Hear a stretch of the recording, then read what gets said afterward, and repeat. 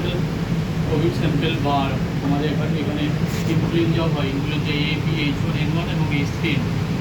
তো যে স্যাম্পেলগুলো আসে সেগুলো হচ্ছে বিভিন্ন ওয়ার্ড থেকে বা হচ্ছে ওপিডি থেকে আমাদের ভাইরাল ট্রান্সপোর্ট মিডিয়া বা পিটিএম মিডিয়াতে ন্যাসোফেরেঞ্জিয়াল সোয়াব এবং ওরোফেরেঞ্জিয়াল সোয়াব দুটোই কালেকশন হওয়ার পরে প্রপার কোল্ড 4 ডিগ্রি মেনটেন হয়ে আরও দুটো আসে ভেতরে কোল্ড চেন মেনটেন হয়ে এখানে চলে আসার পরে স্যাম্পেলটা আরএনএ এক্সট্রাকশন হয়। ঠিক আছে, এবার সেটা অর্গানিকভাবে বিশেষ করে যদি আরএনএ স্যাম্পেল দরকার হয় আরএনএ স্যাম্পেল এক্সট্রাকশন হয়, যদি ডিএনএ স্যাম্পেল ইউজ হয় তাহলে ডিএনএ স্যাম্পেল এক্সট্রাকশন হয়। সেই এক্সট্রাকশনটা হওয়ার আগে বিফোর এক্সট্রাকশন কোভিডের সময় আমাদের 700-800 স্যাম্পেল থাকতো, তারপর যদি 1000 স্যাম্পেলও হতো আসতো, তো এখানে বসে শর্টিং করা হতো। এখন এটা ইউভি চলছে, কাজ শুরু হবে তাই আগে ইউভি চালাতে হয়, তাই ইউভি চলছে।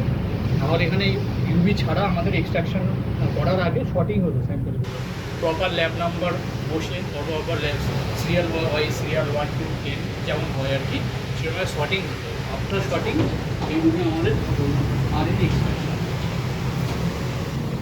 এই দুটোকেই আমাদের আরএনএ এক্সট্রাকশন। ঠিক আছে, এটা হচ্ছে এইটা দেখতে হচ্ছে অটো এক্সট্রাকশন মেশিন। এখানে একসাথে 96টা স্যাম্পেল একসাথে এক্সট্রাকশন হয়। এক্সট্রাকশন যদি ম্যানুয়াল হয় এটা হচ্ছে অটো এক্সট্রাকশন। যদি কোনো দিন স্যাম্পেল কম থাকে, ধরো 10-12টা স্যাম্পেল থাকলো বা 2-3টে স্যাম্পেল থাকলো, তখন ম্যানুয়ালি হয়। ম্যানুয়াল এক্সট্রাকশন হয় এই সেন্ট্রিফিউজার মেশিনে। এই সেন্ট্রিফিউজার মেশিন এখানে 1, 2, 3টে সেন্ট্রিফিউজার মেশিন, এটা নতুন এসছে। কোভিডের সময় এইটা ইউজ হয়েছে। ঠিক আছে, যদি ম্যানুয়াল হতো যেদিনকে স্যাম্পেল কম থাকতো, আর স্যাম্পেল যেদিনকে 1000-1200 চলে যেত সেদিনকে অটো এক্সট্রাকশন মেশিন ইউজ হতো। ঠিক আছে, তো এটা আমাদের এক্সট্রাকশন মেশিন। আমাদের স্যাম্পেল যে আরএনএ এক্সট্রাকশন হয় এখনও এখানে, এখন তো স্যাম্পেল লোড খুবই কম, তো এখন তো কোভিডের কোনো কেসই নেই, হয়তো 1-2টো কেস আছে, বেশিরভাগই এখন ইনফ্লুয়েঞ্জার কেস আছে। এখানে বসেই ম্যানুয়াল এক্সট্রাকশন হয়। ঠিক আছে, এই আফটার এক্সট্রাকশন যে স্যাম্পেলটা তৈরি হবে, যেহেতু মানে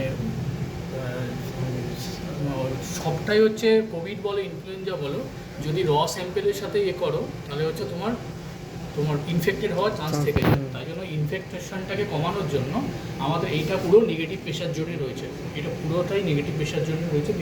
একটা ব্লোয়ার চলছে পুরো এই ইয়ারটাকে সম্পূর্ণভাবে বাইরে বেরিয়ে দিচ্ছে, এবং এখানে যাতে প্রপার মানে মিসহ্যান্ডেলিং না যাতে হয়, এই উইন্ডোটার মাধ্যমে স্যাম্পেলটা এপার থেকে ওপারে চলে যায়।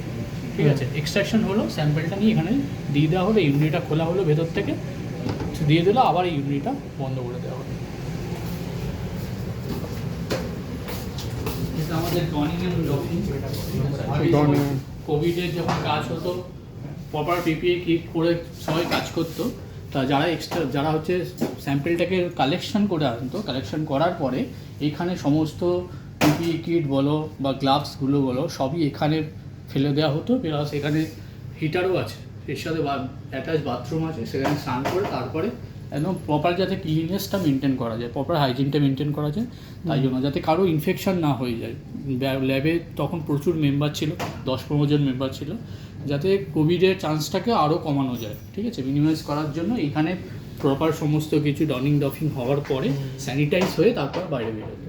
ঠিক আছে স্যার, এখনও কি পিপিই না, এখনও পিপিই এখন কোভিড টেস্ট হলেও অনেক দিন হয়ে গেল।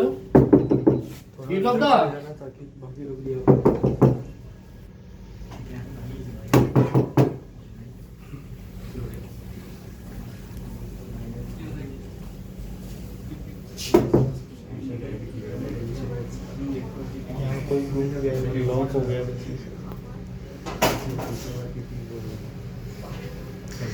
नेगेटिव प्रेशर है वैसे भी, क्या है नेगेटिव प्रेशर, थोड़ी देर बाद मर जाए।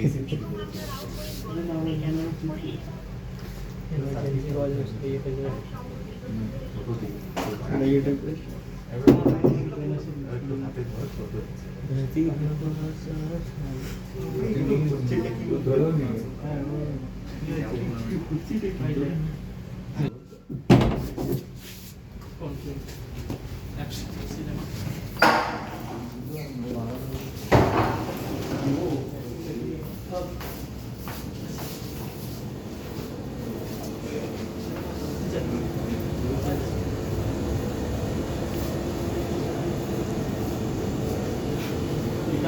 অ্যানেস্থেসিয়া রুম বিফোর কাজ করার আগে। এটা হচ্ছে একটা ল্যামিনার এয়ারফ্লো। এটা কাজ করার আগে ইউভি দিয়ে নিতে হয় 15-20 মিনিট, ঠিক আছে। ইউভি দেওয়ার ইউভি যখন দিলে তো ভেতরটা পুরো স্যানিটাইজ হয়ে গেল, ঠিক আছে। এবং তারপরে ইউভি আফটার ইউভি এখানে একটা ব্লোয়ার হয়, সেটাও হচ্ছে কন্টামিনেটেড এয়ার পলিউটেড এয়ারটাকে হরাইজন্টালি ও বাইরে বের করে দেবে। হ্যাঁ, প্লাস এই ল্যাম্পটা তুমি কাজের সুবিধার জন্য ইউজ করতে পারো। যেহেতু আমরা যে কাজগুলো যেটা নিয়ে কাজ করছি, প্রোবটা প্রাইমার প্রোব নিয়ে কাজ করছি, সেটা হচ্ছে লাইট সেন্সিটিভ। তাই জন্য ওটা ককটেলটা যখন বানানো হয়, ককটেলটা বানানোর সময় আমরা ইউজুয়ালি লাইটটাকে অফ করে দিই, ঠিক আছে। এখানে এই ককটেলটা যে বানাই সেটা হচ্ছে তার মধ্যে 3টে জিনিস থাকে। একটা হচ্ছে মাস্টার মিক্স, ঠিক আছে। মাস্টার মিক্সের মধ্যে বিভিন্ন ফ্রি নিউক্লিওটাইডস থাকছে, ঠিক আছে, ডিএনটিবিস থাকছে। আর সেকেন্ড এবং মোস্ট ইম্পর্টেন্ট হচ্ছে প্রাইমার প্রোব, ঠিক আছে। প্রাইমার প্রোব হচ্ছে দুটো জিনিস থাকে, একটা বলে ফরওয়ার্ড প্রাইমার, ঠিক আছে, একটা হচ্ছে রিভার্স প্রাইমার। ফরওয়ার্ড প্রাইমার একটা 5' to 3' সাথে অ্যাডজাসেন্ট হবে, আর একটা হচ্ছে 3' to 5' সাথে কমপ্লিমেন্টারি হবে। এই ফরওয়ার্ড প্রাইমার এবং রিভার্স প্রাইমারের কমপ্লিমেন্টারিতে বসার পরই ডিএনএ পলিমারে আসবে। আরেকটা জিনিস যে তোমাদের আমি বললাম যে আমরা আরএনএ থেকে আমরা টেমপ্লেট হিসাবে ব্যবহার করছি, মানে স্যাম্পেলটাকে র স্যাম্পেল থেকে আরএনএ এক্সট্রাকশন করছি। এই র স্যাম্পেল থেকে আরএনএ এক্সট্রাকশন করার পরে আরএনএটা যেহেতু আমি স্যাম্পেল হিসাবে ইউজ করছি, তাই জন্য তোমরা সবাই জানো যে আরএনএ নিজস্ব কোনো রেপ্লিকেশন মেকানিজম নেই, ঠিক আছে। তাই মধ্যে সবসময় কমপ্লিমেন্টারি ডিএনএতে কনভার্ট হতে হয়। তাই জন্য এই প্রাইমার প্রোবের সাথে যে মাস্টার মিক্সটা ইউজ করছি, ওখানে একটা এনজাইম থাকে যার নাম হচ্ছে রিভার্স ট্রান্সক্রিপ্টেজ, যেটা কিনা প্রথম কিছু সাইকেলেই ওই আরএনএটাকে সিডিএনএ বা কমপ্লিমেন্টারি ডিএনএতে কনভার্ট করে। তারপরে মাল্টিপল সাইকেলস অফ আমার অ্যাপ্লিকেশন স্টেপ চলে, ঠিক আছে। ইউজুয়ালি আমরা 40 steps of multiplication steps follow করি। সেখানে অ্যানিলিং হয়, ঠিক আছে, স্ট্যান্ড এক্সটেনশন, প্রথমে ডিনেচারেশন হয়, অ্যানিলিং হয় এবং এক্সটেনশন হয়, ঠিক আছে। এই দুটো হচ্ছে আমাদের আর্টিফিশিয়াল, এটা হচ্ছে সিস্টেম। এর মধ্যে সফটওয়্যারের সাথে এটা দুটো কানেক্টেড থাকে, ঠিক আছে। এটা হচ্ছে আর্টিফিশিয়াল সিস্টেম। এই আর্টিফিশিয়াল সিস্টেমে তলায় একটা থার্মাল সাইকেল লাগানো আছে। থার্মাল সাইকেলের কাজ কি? তার কাজ হচ্ছে একটা নির্দিষ্ট টেম্পারেচারকে নির্দিষ্ট টাইমে মেনটেন করে রাখা। ধরো 96 ডিগ্রি রাখবে আমার 30 সেকেন্ডের জন্য ফর ডিনেচারেশন। তো ওর কাজ করবে এই 96 ডিগ্রিটা 30 সেকেন্ডসেই মেনটেন করে রাখবে। পরের সাইকেলটা ধরো আমার 60 ডিগ্রি লাগবে 15 সেকেন্ডের জন্য। ওর সঙ্গে সঙ্গে 96 থেকে আমার 60 ডিগ্রিতে শিফট করে যাবে। শিফট করে ততক্ষণই যতক্ষণ ওকে আমি বলে দেবো বাই সফটওয়্যার যে আমার 30 সেকেন্ড লাগছে 60 ডিগ্রিতে, ও 30 সেকেন্ডই মেনটেন করবে। এটা হচ্ছে থার্মাল সার্কুলারের কাজ। এইভাবে বিভিন্ন স্টেপস ফলো করবে, ঠিক আছে। এই স্টেপসগুলো আমরা কীভাবে পাচ্ছি? এই স্টেপসগুলো আমরা লিটারেচার বা যেই কিটে কাজ করছি, ধরো কোভিডের জন্য একরকমের লিটারেচার ফলো করছি, সেটা হচ্ছে কোম্পানি আমাকে বলে দিচ্ছে এই লিটারেচারে কাজ হবে, এতগুলো সাইকেল হবে, ঠিক আছে। সেই স্টেপসগুলো আমি আমার সফটওয়্যারে পুট করে দিচ্ছি এবং সেই অনুযায়ী কাজ হচ্ছে। যেমন আমি কোভিডে যদি তোমাদের বলি, ফর সে এক্সাম্পল, কোভিডে হচ্ছে 3 রকমের আমরা জিনকে ফলো করি, ঠিক আছে। একটা হচ্ছে ফ্যাম বলে একটা ফ্লোফোর একটা জিনকে ট্যাগ করে, একটা কনজার্ভ রিজিয়নকে ট্যাগ করে কোভিডের, মানে সার্স কোভিডের না, সার্সের একটা কনজার্ভ রিজিয়নকে ট্যাগ করে হচ্ছে ফ্যাম বললে একটা ফ্লোফোর, সেই জিনটার নাম হচ্ছে ORF1AB, ঠিক আছে। সেরকমই COVID-2 ফর SARS-CoV-2 এর একটা স্পেসিফিক রিজিয়ন হয় যেটা অনলি ফর SARS-CoV-2। দেখো সার্স আর SARS-CoV-2 এর মধ্যে হেলেন হেভেন ডিফারেন্স ছিল, ঠিক আছে। সেটা আফটার বিভিন্ন মিউটেশনের পরে SARS-CoV-2 এসছে, আমরা সবাই জানি। সেই SARS-CoV-2 এর স্পেসিফিক যে একটা কনজার্ভ রিজিয়ন, সেটা হচ্ছে ডিনোট করে এনজিন। সেই এনজিনকে ম্যাক্সিমাম কোম্পানির কিটে এনজিনকে ডিনোট করা হচ্ছে ভিক বলে একটা ফ্লোফোর, ঠিক আছে। আর একটা হাউসকিপিং জিন, আমাদের যে অ্যাপ্লিকেশন চলছে বা রিয়াকশানটা চলছে, এক্সপেরিমেন্টটা ঠিক সাকসেস হলো নাকি হলো না, ফেলিয়ার হলো, এটা ডিটারমাইন করে একটা হাউসকিপিং জিন। এখানে হাউসকিপিং জিন হিসাবে RNSP ব্যবহার করছি আমরা, ঠিক আছে। এবং বিভিন্ন কিটে বিভিন্ন রকমের হাউসকিপিং জিন হয়, কোনো কিটে গ্যাপ DH হয়, কোনো কিটে বিটা অ্যাক্টিন বলে একটা হাউসকিপিং জিন হয়। এই হাউসকিপিং জিনটা সবসময় এক্সপ্রেশন হবে। দেখো SARS-CoV-2 জিনের তখনই এক্সপ্রেশন হবে যখন সেই পেশেন্টটা, যাকে না সাসপেক্টেড পেশেন্টটা পজিটিভ হবে। যদি নেগেটিভ পেশেন্টের আমি টেস্ট করি কিন্তু তার বিভিন্ন রকমের সিমটমস আছে, সেই সিমটমসটা হতে পারে নর্মাল ভাইরাল ফিভারের জন্য হতে। তখন তো আমি সার্সকোপ জিনের প্রেজেন্ট সার্সকোপটিভের জিনটা প্রেজেন্ট থাকবে না, তাহলে সার্সকোপের জিন কি এক্সপ্রেশন হবে? হবে না। তাহলে তার এক্সপ্রেশনটাই পাবো না, তাহলে আমি কী করে বুঝতে পারবো যে এক্সপেরিমেন্টটা ঠিক আছে কিনা?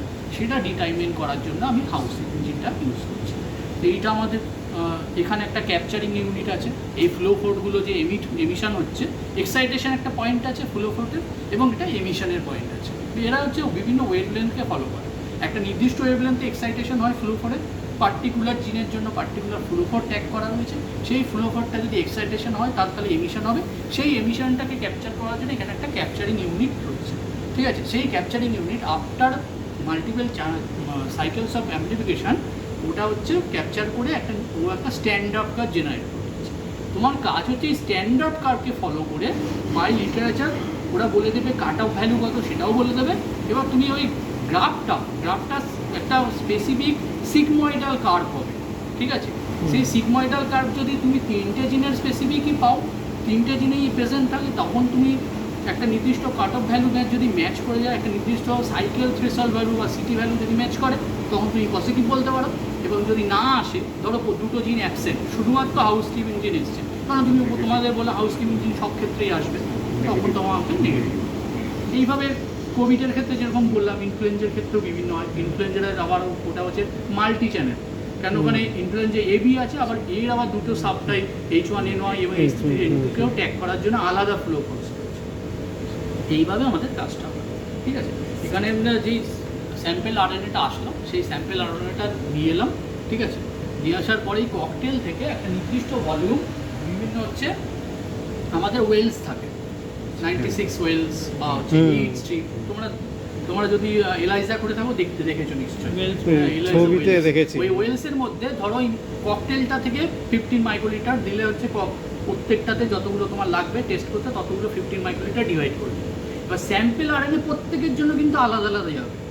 স্যাম্পেল 1 ফর স্যাম্পেল 1 সেখান থেকে 10 মাইক্রোলিটার একটাতে দিলে, লিখে রাখলে কোনটাতে ধরো এতে দিলে S1, তাহলে এখানে দিলে S1, এইভাবে পুরোটা লিখে রাখলে সেই অনুযায়ী প্রত্যেকটাতে স্যাম্পেলগুলোকে চার্জ করলে, করার পর এখানে বসিয়ে দিলে, এখানে একটা প্লেটিং সিস্টেম হয়, সেটাকে অ্যাডজাস্ট করে দিলে, ঠিক আছে? দেওয়ার পরে ও 1 ঘন্টা 20 মিনিট মতো লাগে পুরো সাইকেলটা শেষ হতে।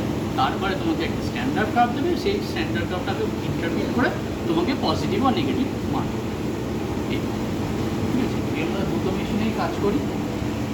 ওই কোভিডের সময় তো 700-800 স্যাম্পেল পার ডে আসতো, যদি বাড়তো তাহলে 1000-1200 হতো, তাহলে 700-800 অ্যাভারেজ ছিল। 400 তাহলে 2টো একদম সাইমালটেনিয়াসলি চলবে 24/7, ঠিক আছে? এজন্যই 96টা বক্স কাট। হ্যাঁ, 96 একসাথে থাকে। না এটা হ্যাঁ, মানে এটাতেও তো এটা তো 96 একবারে বসে। মানে এটা রেফারেন্স লিখে রাখার জন্য, এটা হচ্ছে লিখে রাখার জন্য যে তুমি যেই ওই বললাম না অটোমেটেড আরএনএ এক্সট্রাকশন মেশিন আছে, অটোমেটেড আরএনএ এক্সট্রাকশন মেশিন একসাথে 96টাই এক্সট্রাকশন করতে পারে। তোমার হাতে একসাথে 96টা আসছে, প্লাস যে এখানে প্লেটটা বসে সেটাও 96টাই বসছে, তাহলে তুমি 96টাকে আগে ডিভাইড করে নিও, 15 করে 96টাতে ডিভাইড করে দিলে। এবার S1 থেকে স্যাম্পেল 1 থেকে স্যাম্পেল 1এই দিলে, 2 থেকে 2তেই দিলে।